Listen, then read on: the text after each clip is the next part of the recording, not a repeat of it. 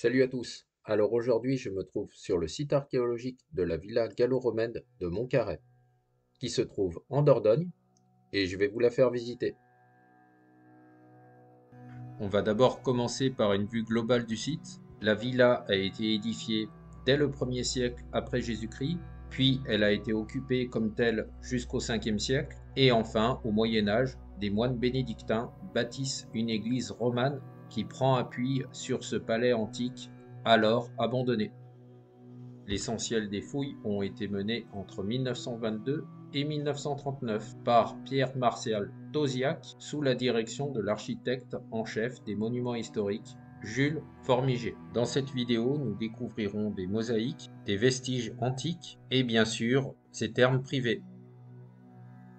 Commençons donc par cette salle à manger. Autrefois, le rang de propriétaire s'évaluait aux dimensions mais aussi au confort et à la décoration de la villa.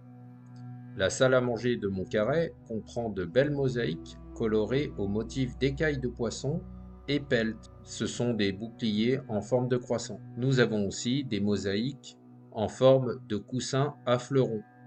La première mosaïque fut découverte par hasard en 1827, lors de travaux pour un lavoir. Les autres ont été dégagées lors des fouilles de 1923 à 1924, puis restaurées et ponctuellement complétées.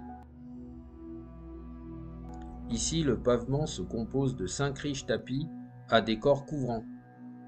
On retrouve 4 tapis symétriques qui encadrent un tapis central carré orné de peltes et bordé d'une tresse. Nous avons aussi un panneau de feuilles de laurier avec une rosace au centre qui marque le seuil des absidioles. Aux murs sont présentées des mosaïques provenant du vestibule ainsi qu'un pavement décoré de peltes issus de la salle qui s'étendait vers le nord. C'est la salle de réception d'hiver. Ce site archéologique est parfait pour une petite pause entre Saint-Émilion et Bergerac. Mais cette villa était aussi une salle à manger moderne et confortable. Cette salle en forme de croix, dite cruciforme ou polylobée, se devait être à la hauteur de la richesse et du confort de cette grande villa de Montcarré. Nous pouvons d'ailleurs retrouver dans cette même salle 2 sépultures médiévales qui sont aujourd'hui encore habitées. Pour en revenir à notre confort, la salle de réception voisine disposait d'un système élaboré de chauffage par le sol nommé hypocauste. Voici un exemple de ce dispositif de chauffage. Dispositif qui diffusait de l'air chaud circulant sous une dalle nommée suspensura. Et cette dalle reposait sur des pilettes qui sont formées par un empilement de briques de terre cuite. On retrouve dans les parois des murs des conduits nommés tubuli qui permettaient à l'air chaud de circuler. Ce système permettait aussi de cuisiner des mets délicats et rares, par exemple, faisant la fierté des cuisiniers, tels les rognons et tétines de truies arrosées de vin mielé, qui étaient servis aux hôtes de marque et qui en appréciaient la préparation. Témoignant de l'importance de la villa, sa salle à manger chauffée est décorée et se déploie sur 55 mètres carrés. Elle communiquait à l'est par 2 portes larges de 1,26 m, avec la grande salle de réception assez vaste, près de 330 mètres carrés. Dans chacune des 3 alvéoles, 5 convives pouvaient prendre place, soit 15 au total. À la fin du IIIe siècle, ces banquettes en demi-cercle, nommées stibadia, se généralisent. Hommes, femmes et enfants participent couchés à des banquets. Dès l'entrée, les hôtes étaient accueillis dans des pièces destinées aux festivités et à la réception. Après le vestibule se déployait la grande salle de réception, donc la salle à manger, ou nommée aussi triclinium, et une probable salle de réception d'hiver au nord, qui est encore sous la route et non fouillée. L'observation des fondations révèle 2 états successifs de cette salle de réception, qui a été agrandie entre le IVe et le Ve siècle. C'est en gros les périodes d'apogée de la villa.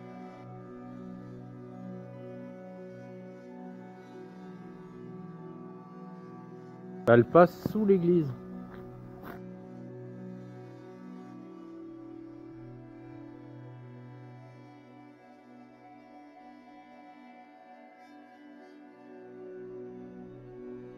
La première salle de 160 mètres carrés disposait déjà d'une abside. Son extension élargit l'espace vers le sud et la Dordogne, renforçant le prestige de cette demeure aristocrate rurale. Il y a encore des choses à découvrir ici.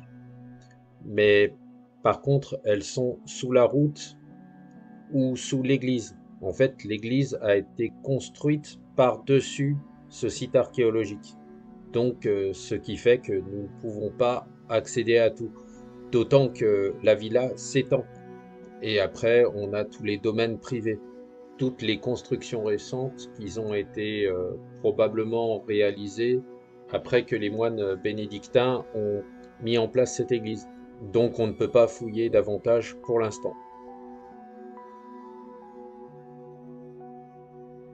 Nous avons aussi, pour la partie extérieure, les péristyles et les jardins, donc qui sont au cœur de la villa.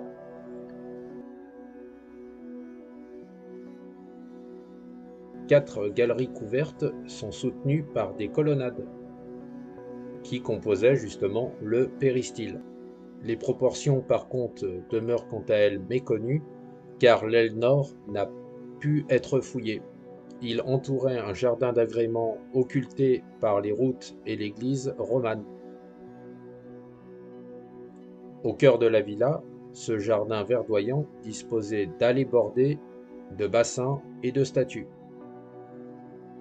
Je vous mets un petit exemple pour vous montrer à quoi ça pouvait ressembler. L'exemple est bien sûr repris d'une villa de Pompéi, enfin une reconstitution numérique d'une villa de Pompéi. Ces galeries larges de 3,20 mètres distribuaient les espaces vers les pièces privées, d'habitation et la zone thermale. Les éléments de mosaïque restituent l'emplacement de l'aile est du péristyle et un stylobate, donc c'est un soubrassement portant un rang de colonnes qui atteste sa position. Toujours une petite pensée pour vous dévoiler le style de mosaïque ici à Montcarré.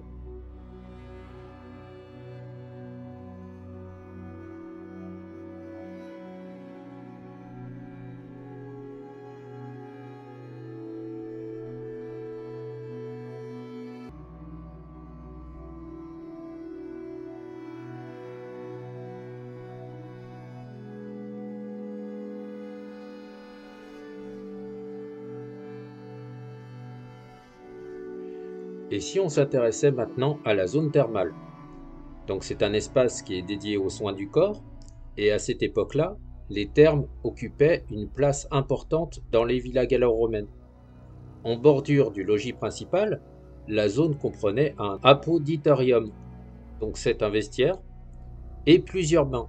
Le frigidarium, donc c'est un bain froid, le tepidarium, un bain tiède, et le caldarium, donc un bain chaud atteignant parfois jusqu'à 60 degrés, grâce à un savant système de chauffage par le sol, comme je vous l'ai expliqué tout à l'heure en début de vidéo. Au cas où, si vous ne vous en rappelez pas, le système était hypocauste. Il pouvait aussi y avoir la natatio, donc une piscine à l'air libre, et une palestre, donc c'est un cours où pratiquer des exercices physiques avant le bain. L'accès au bain est facilité par une marche qui permet de s'asseoir. Des carreaux de terre cuite assurent une bonne étanchéité et l'eau circule par des caniveaux. Seule une partie des thermes de la villa de Montcarré est aujourd'hui découverte. Ici, le bain froid aux mosaïques à motifs marins, qui sont assez rares pour la région, qui est l'unique décor figuré sur le site. Toujours enfui, le reste des thermes se trouve vers l'est, notamment sous la route. Et c'est bien sûr pour cela que je ne vous montre que la partie visible.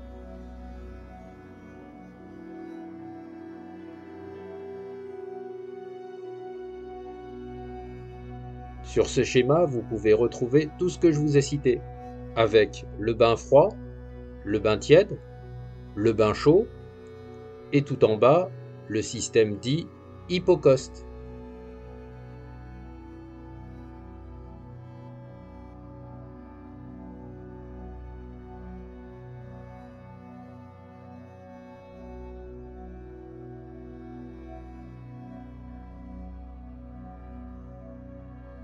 L'espace environnant mêle ici vestiges et pierres tombales.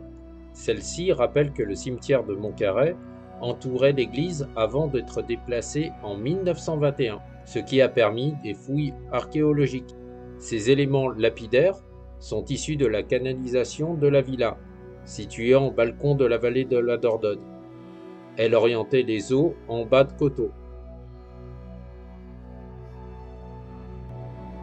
Encore quelques petites vues des mosaïques et de la villa avant de s'attaquer à la partie musée.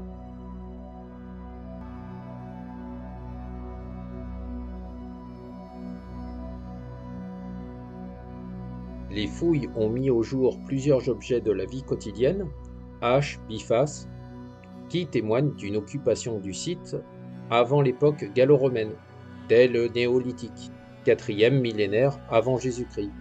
Les pessonnes retrouvées à l'est de la villa prouvent l'existence d'activités textiles. En terre cuite du néolithique, ils permettent de garder les fils tendus sur les métiers à tisser verticaux. D'autres objets ont été retrouvés à Montcarré.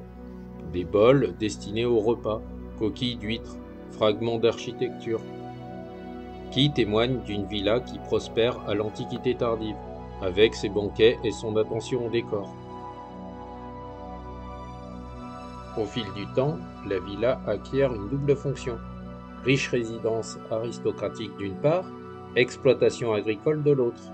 Elle devient aussi un centre de redevance fiscale, mais elle décline après la fin de l'Empire romain, en 476 après Jésus-Christ, les invasions barbares et l'occupation wisigothe. Au Haut Moyen-Âge, la première église s'élève sur les fondations gallo-romaines et réutilise certains décors, colonnes et chapiteaux. Le nom de Mont Caretus apparaît en 1081 dans la charte des moines bénédictins qui crée le bourg. Autour de l'église, comme on a pu le voir, un sanctuaire chrétien s'implante, puis le cimetière communal, qui, comme je l'ai dit, déménage en 1921 pour permettre les fouilles. Les nombreuses cruches s'apparentent à des vases funéraires. Elles relèvent du XIIe au XVe siècle, la nécropole ayant servi pendant des siècles. Puis enfin, une zone d'immunation sacrée pour nouveau-nés, aux sépultures placées dans les tuiles Flatières, qui a été découverte entre 1929 et 1936. Voilà, j'espère que cette vidéo vous aura plu et je vous dis à bientôt.